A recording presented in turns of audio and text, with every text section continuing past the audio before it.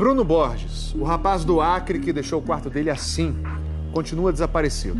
O Fantástico vem acompanhando esse mistério desde o início. O que mais se descobriu sobre o estudante de psicologia? Num áudio inédito, Bruno diz que conseguia sair do próprio corpo.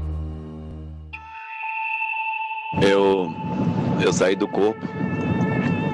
Essa voz é do Bruno Borges, o rapaz que sumiu há 20 dias depois de encher o quarto de símbolos misteriosos. Fazia tempo que eu não saía do corpo de uma maneira tão real. Na mensagem enviada a um amigo em janeiro, Bruno fala que teve uma experiência mística, uma certa projeção astral. E a minha saída do corpo foi tão fácil que o meu espírito se levantou sozinho e ficou de pé, distante do corpo. O estudante de psicologia de 24 anos levou 24 dias para transformar o quarto numa espécie de templo de 1º a 25 de março. Bruno tirou a cama, pôs manuscritos até no teto e depois passou verniz. Ele ainda deixou 14 livros criptografados. Cada símbolo corresponde a uma letra do alfabeto. Uma coisa que ele havia me falado é que havia criado vários códigos diferentes com graus de dificuldade diferentes também. Bruno ensinou a Thales, um amigo desde a infância, o significado dos símbolos usados no livro 13. O título do livro é Ensaios sobre as Perguntas Sem Resposta. Então ele cita 3 perguntas nesse livro. Quem sou eu? Qual o sentido da vida?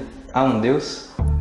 A família de Bruno Borges é conhecida na sociedade de Rio Branco. Tem uma casa de shows e um restaurante na capital do Acre. Na infância, ele arrumou um amigo imaginário, o Tomate, uma almofada. Como era uma almofada, às vezes eu sentava e fazia assim. Ele ia lá e falava, você está amassando tomate. Preocupados, os pais levaram Bruno a um pediatra com especialização em doenças mentais e homeopatia. Ao Fantástico, o médico disse que, por questões éticas, não comentaria o caso. A família nos contou o diagnóstico. O médico falou que perfeitamente compreensível, né, dele ter esse tomate. Bruno sempre foi estudioso. Como você está vendo, não faço outra coisa nem estudar para passar no vestibular. Antes de entrar em psicologia, ele começou um curso de piloto de helicóptero, mas não concluiu. Bruno adorava ler. Eram cerca de 15 livros por mês, segundo a família. Ele começou a se aprofundar lendo histórias e biografias de grandes gênios da humanidade para poder compreender como é que surge a genialidade de uma pessoa. O autor preferido era Giordano Bruno, filósofo e astrônomo italiano do século XVI, para quem os mundos eram infinitos e que foi condenado pela Inquisição a morrer na fogueira. O estudante Bruno encomendou esta estátua do filósofo e a colocou no meio do quarto. A peça, de cerca de 100 quilos, não tem espaços ocos onde Bruno pudesse ter se escondido. No chão, em volta da estátua, há símbolos do Reiki. É uma técnica milenar que vem do Egito e ressurgiu no Japão. Serve para a harmonia, o equilíbrio emocional, o equilíbrio espiritual. Segundo a família, na adolescência, Bruno estudou Reiki e se tornou mestre, o nível mais avançado dessa técnica. Pedimos a esta mestra de Reiki há mais de 20 anos que analisasse os símbolos. A grafista é incorreta. Não seria C, seria S, não seria NAN, seria NEM, um erro grosseiro. Mas para ela, a intenção é clara. Ele quer buscar o conhecimento do filósofo Giordano Bruno. De família católica, Bruno se tornou espírita na adolescência, mas dizia aos parentes que não frequentava nenhum centro. Ano passado, ele procurou este médico que cuida de recém-nascidos. O obstetra tirou ele da barriga da mãe e entregou para mim. Ele e o irmão são gêmeos. E eu acompanhei, dando assistência médica até os 12, 13 anos. Mas o assunto não era saúde. O médico também é espírita e fundou 8 centros em Rio Branco. Eu perguntei para ele se ele tinha alguma visão de alguma alma, espírito, vozes, e ele me respondeu que sim. Ele falou, eram vozes de pessoas diferentes que me diziam que eu tinha uma missão aqui na Terra, uma missão grande de ajudar a humanidade.